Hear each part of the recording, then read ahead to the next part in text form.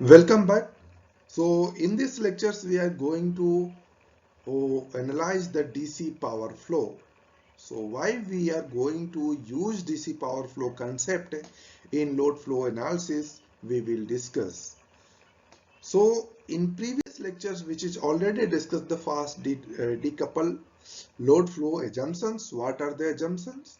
And based on the assumptions we have simplified the Jacobian matrix elements, and these assumptions we have given in terms of the steps. So this is the iterative types of the program. So we have given in terms of the steps, and we have already applied this fast decouple load flow method on the 4-bus system. So today's lecture is objective to apply a DC power flow assumptions on the fast decouple load flow method, and we have to develop the DC power flow methods in stepwise. So as you know that Newton-Raphson method is the basic concept. Then we have to apply a assumption on the formulation of the Jacobian matrix, or we can say that the calculation of the each elements of the Jacobian matrix. So this is the a purely non-linear equations. So we have apply only. So what are the assumptions? That is we can say that the voltage angle correction factor is depends on the only reactive powers. It's not going to depends on the reactive power. So, and second assumption is the magnitude voltage correction is only depends on the reactive powers. So we can see the voltage angle correction and magnitude voltage correction, both are the independent. So we can decouple. When we are apply, so we can say that the Jacobian matrix J21 and J12, J12 and equal to J21, it will be 0. Only J11 and J22 are non-zero. But we can say that still all the power flow equations are while we are going to calculate the elements of the J11 and J22 still are the non-linears. They are computation, they are taking the time, still they are taking the time. But compared to the Newton-Raphson, we are somehow make it as a fast. Then further we have to apply the three assumptions in decouple methods, that is called a fast decouple methods. So we are in just considering the angle between two buses, del I, a particular ith bus and jth bus we are considering. So del I minus del j, we are nearly 0. So when you are taking the cos or sine, we are taking the cos, we can say that is equal to 1, and if we are taking the sine, so that is equal to 0. When we are considering these terms, and second term, you can see that the conductance value in the admittance in the Y bus matrix, conductance value are smaller compared to the susceptance value. And third assumption is that the reactive power injection at a particular bus ith is a smaller compared to the reactive power flow in the network.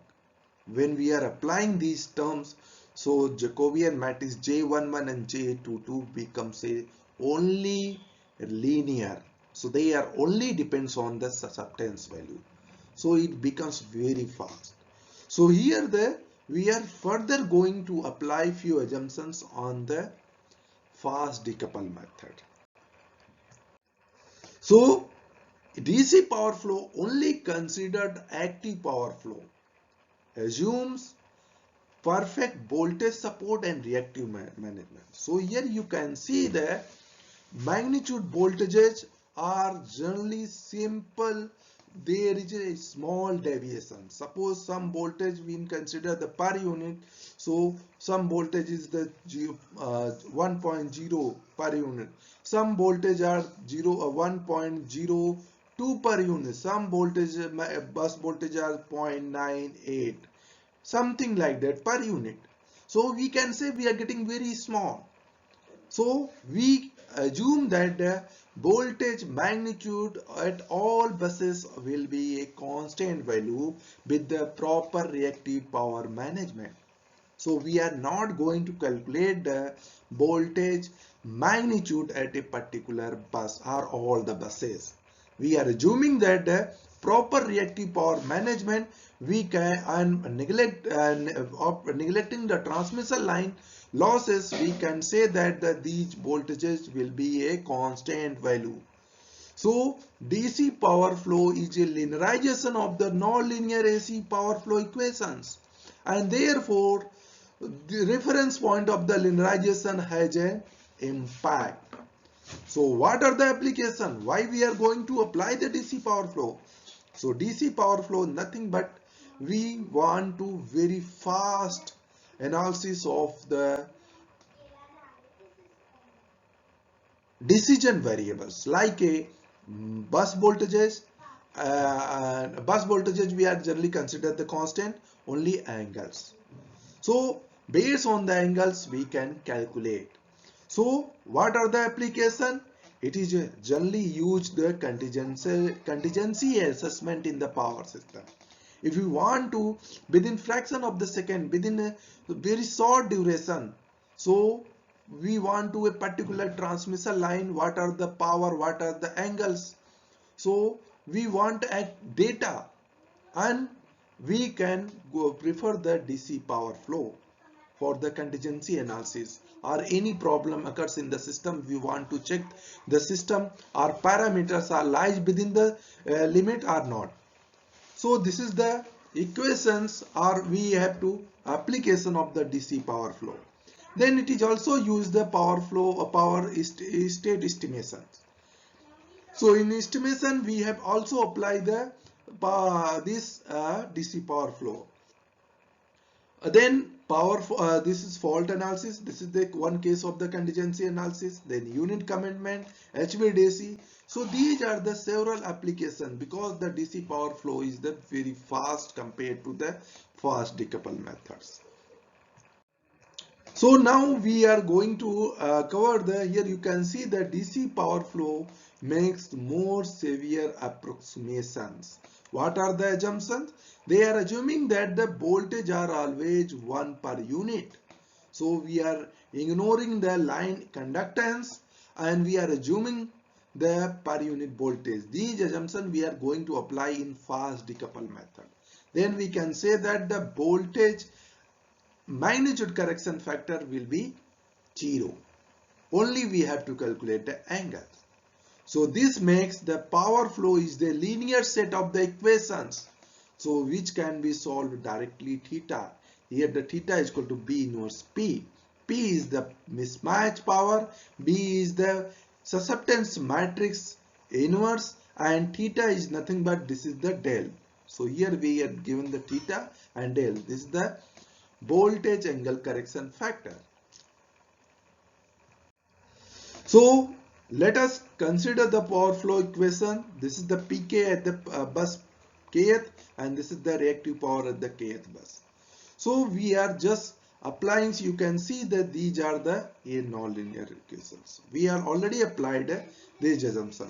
So here you can say PK is the conductance and susceptance. This is the QK. So what are the assumptions? So resistance of the transmission circuit is slightly less than the reactance. So we can neglect these values. So we can find out the X by R ratio, which is also lies between 2 to 10 times. For given transmission circuit with impedance Z is equal to R minus JX, we can calculate the admittance 1 by Z when we are calculating. So you can see the R by R square, these terms. This is the conductance and this is the susceptance. So you can see this numerator part is a small value. This is the numerator part is a larger compared. So we are getting the G is equal to R by R square plus X, B is equal to minus X by S square. This one, equation 3. So now you can see where R is very small compared to X. So we can observe that the G is very small compared to B. So we are see that we can make the conductance will be 0, only susceptance will be minus of 1 by x, that is the B. When we are applying these assumptions in the active power and reactive power equations, you can see here the reactive power injection at particular bus, that is the substance, this one sin theta, and this is the reactance, reactive powers. So the further we are going to apply assumption 2. So here DC power flow, these powers equation are nonlinear. Fast decouple method, we already linearized the Jacobian matrix, but power mismatch equations, when we are calculating the power in the network, still these equations are nonlinear. So we are just going to linearize these power flow equations using the assumption. So here conductance is we are considering 0, only susceptance are 0, we can consider only the susceptance are 0. Now second assumptions, we are going to apply the angle between these buses will be a smaller value. So if near about these angles are, we are see that near about the 0. When we are taking the, so most typical, so we can say the sine theta k minus theta j. So there, this about we can simply put the in terms of the radians, that is we can say that this is the del. So sine theta k minus theta j, we can simply write in terms of the del, and here we are getting the 1. So these observations we have put on these equations, then we can get this is the form. So you can say we can write in the form of the, because this deviation is small, here we are getting the 1. So if k not equal to j, so bkj minus b small bkj, capital bkj and small bkj, both are different, there is a sign terms. Y elements is in the kth row, j is the negative of the sequence of the circuit connecting k bus to the bus j. So we are, if k is equal to j, then bkk we can calculate like that. So this is the summation for the Vk, means diagonal elements. So active power flow equations we can summarize here. So this is the K reactive powers. So you can see that we are breaking these terms. So here J start from this one, we are getting this one.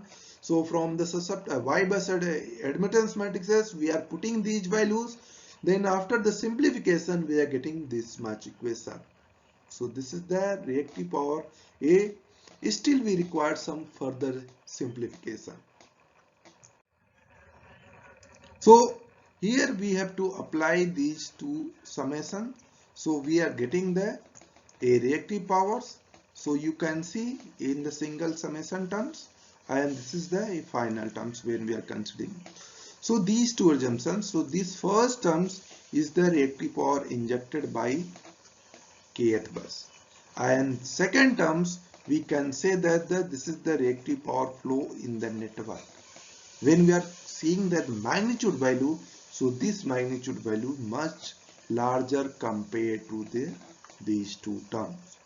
So this is the rate, these two assumptions we already apply on these terms. So these terms will going to become 0, we can consider. So only these terms we are going to consider in the calculation of the reactive power. And we are seeing that these are the a constant value. These voltage deviation or change in voltage, it will be a constant value. So simply when we are putting, so we are getting the Qk equal to minus summation per terms and mod Vk equal to Bki,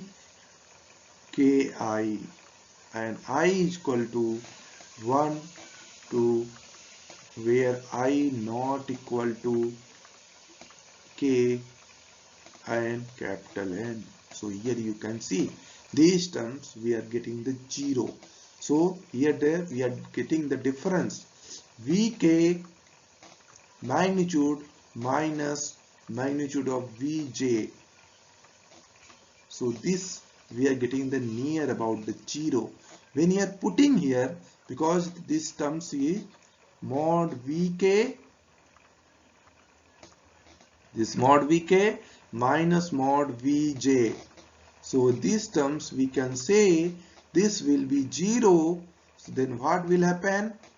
So overall the terms multiplied by this 0. So overall we can say that reactive power we are getting at a particular bus will be 0. So there is no change in the reactive power.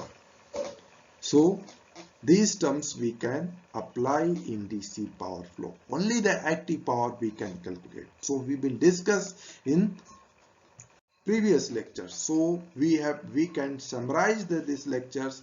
So here also we discuss the DC power flow equations. What are the DC power flow equations? These are the not a summary points. So DC power flow equations.